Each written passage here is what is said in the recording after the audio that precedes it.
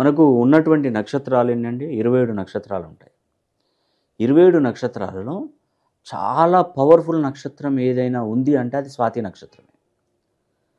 మీరు అన్ని బాగానే చెప్తున్నారు సార్, స్వాతి నక్షత్రంలో నేను జన్మించాను, తినడానికి తిండి లేదని కొంతమంది అనొచ్చు.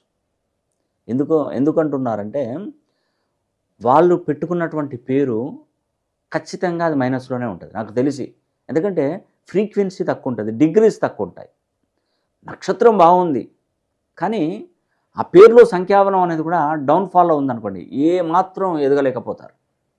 చాలామంది స్వాతి నక్షత్రంలో పుట్టినవారు ఈరోజు ఒక చిన్న స్థాయి నుండి కష్టపడుతూ ఒక నంబర్ 1 పొజిషన్కి ఎదిగేటువంటి వాళ్ళను కొన్ని లక్షల మందిని చూశాను స్వాతి నక్షత్రంలో పుట్టినవారు.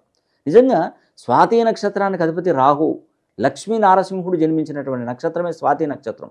దీంట్లో పుట్టారు అంటే ఖచ్చితంగా మీరు ఎప్పటికైనా కోటీశ్వరులు అవ్వక తప్పదు, మీ కింద 100 మంది పనిచేయక తప్పదు, మీరు ఒక అగ్రగామిగా నిలబడక తప్పదండి.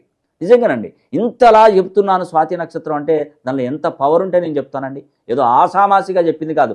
మిగతా నక్షత్ర వాళ్ళు ఏమైనా అనుకోనివ్వండి, కానీ స్వాతి నక్షత్రంలో పుట్టినటువంటి వారు గొప్ప అద్భుతమైనటువంటి యోగం అనేది కలిగేటువంటి వీరులు అండి ఒక విధంగా చెప్పాలంటే.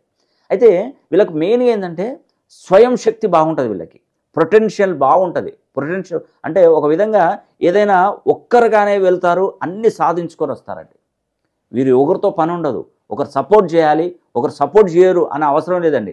వాళ్ళకి ఫుల్ సపోర్ట్ అనేది కూడా ప్రజల ఆదరాభిమానాలు ఎక్కువగా ఉంటాయి. వీళ్ళు చేసే ప్రతి పనిలో ఎక్కువగా ప్రతి ఒక్కరూ పాజిటివ్ చూస్తారు, నెగిటివ్ ఆలోచించరు, పాజిటివ్గానే స్పందిస్తుంటారు. ఎందుకంటే స్వాతి అనేది ఎక్కడ ఉన్నా కూడా రారాజుగా వెలుగుతుందండి.